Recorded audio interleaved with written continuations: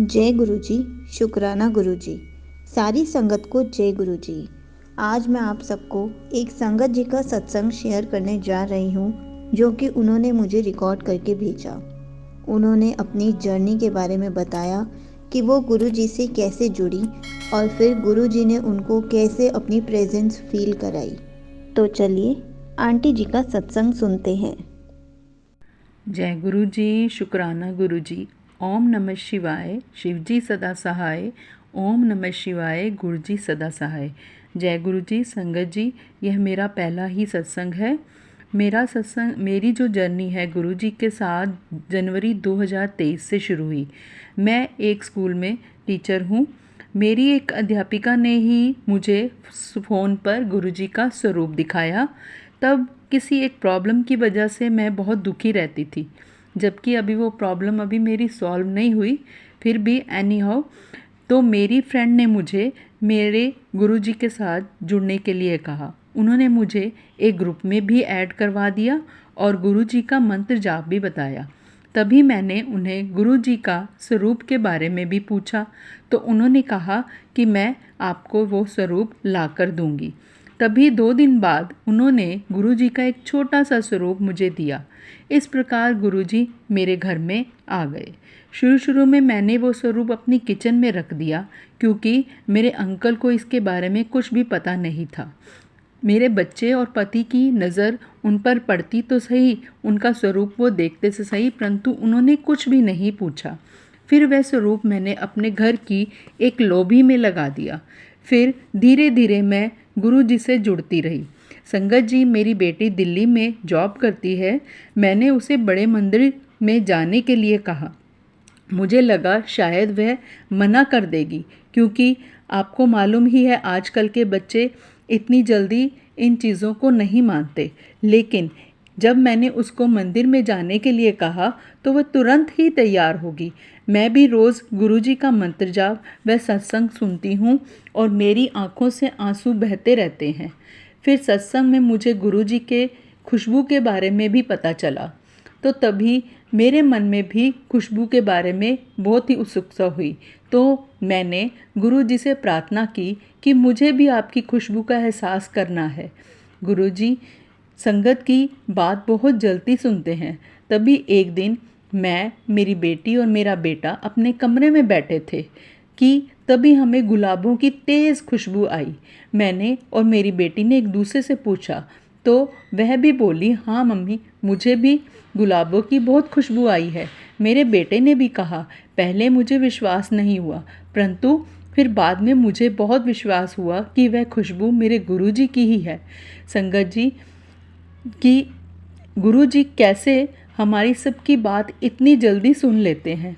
मैं हर रोज़ सत्संग सुनती हूँ और फिर मैं गुरुजी से अपने बड़े मंदिर बुलाने के लिए भी कहती थी। इसी बीच मेरी बेटी 2-3 बार गुरुजी के मंदिर भी होकर आई। फिर भी एक बार संगीत जी, मुझे दिल्ली किसी काम से अपने अंकल के साथ जाना पड़ा। तो मैंने सोचा कि यह बहुत अच्छा मौका है बड़े मंदिर जाने का। तो मैंने सोचा कि हम भी बड़े मंदिर ज़रूर जाएंगे। मैंने अपने अंकल को बड़े मंदिर जाने के लिए कहा, तो वह एकदम तैयार तो हो गए।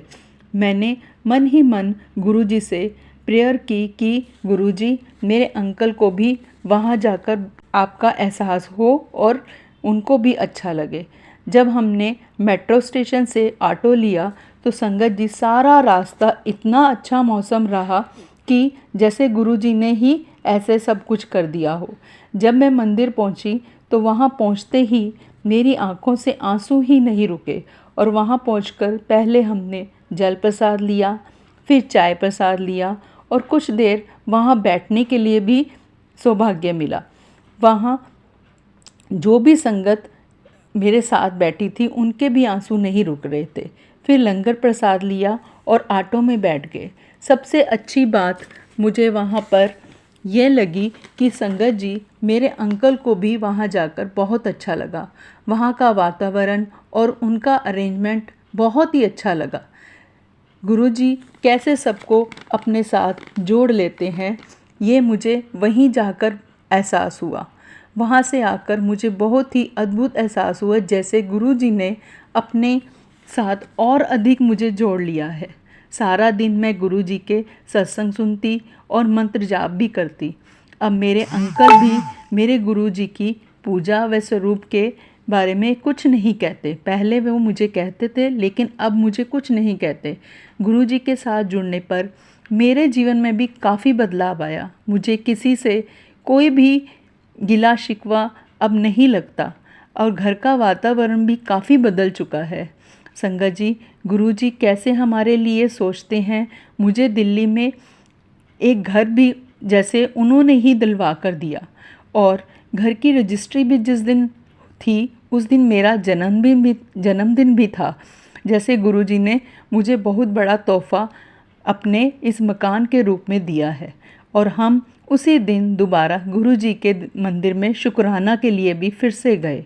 संगत जी, हमारी ट्रेन रात को 9 बजे की थी, परंतु हम 3 बजे वहाँ से फ्री हो गए थे। लेकिन हम जल्दी ही घर जाना चाहते थे, लेकिन हमें मालूम था कि ट्रेन की टिकट हमें इतनी जल्दी नहीं मिलने वाली। लेकिन मैंने अपने अंकल को बोला कि अगर देख लें तो शायद टिकट मिल जाए। हमें 5 बजे की ही टिकट मिल गई और हम अपने घर में 8:30 बजे पहुंच चुके थे। तो संगत जी, इसी से लगता है कि गुरुजी छोटी से छोटी बात भी हमारी कितनी जल्दी ही सुन लेते हैं। उनके कहने को और उनके सुनने के लिए हमें कुछ भी कहने की ज़रूरत ही नहीं पड़ती। तो इस प्रकार गुरुजी ने मेरा ये काम भी करवा दिया। अब मैं अपनी वाणी को विश्राम देती हूँ संगत जी, और गुरुजी को अनंतम अनंतम शुक्राना भी करती हूँ और लख लख शुक्राना भी करती हूँ। मैं चाहती हूँ कि गुरुजी जैसे मुझे जोड़ रहे हैं अपने साथ, मैं चाहती हूँ हर सारी संगत जो है गुरुजी के साथ इसी तरह जुड़ी रहे। और लख लख शुक्राना मेरे गुरुजी, सबको जो है अपने दया दृष्टि में रखना, सबकी मुसीबतें सबके कष्ट हर लेना। जय गुरुजी, शुक्राना गुरुजी, जय Guruji. Thank you so much aunty जी, आपने अपना सत्संग शेयर किया। आंटी जी, बहुत ही प्यारा सत्संग था आपका। गुरुजी ने आपको एक बार कहने पर अपनी प्रेजेंस फील कराई। बहुत बहुत अच्छा लगा आपका सत्संग सुन के। अगर आप में से भी किसी को अपना सत्संग शेयर करना है तो आप मेरी ईमेल आईडी पे अपना रिकॉर्डेड सत्संग शेयर कर सकते हैं। मेरी ईमेल आईडी अभी आपको स्क्रीन पर दिख रही होगी और मैं कमेंट्स में भी पिन करके डाल दूँगी। अगर आपको गुरुजी से रिलेटेड कुछ भी पूछना है तो आप कमेंट्स में पूछ सकते हैं। मैं उसका आंसर कमेंट में रिप्लाई करके या फिर वीडियो बनाकर ज़रूर दूँगी। जय गुरुजी, शुक्राना गुरुजी।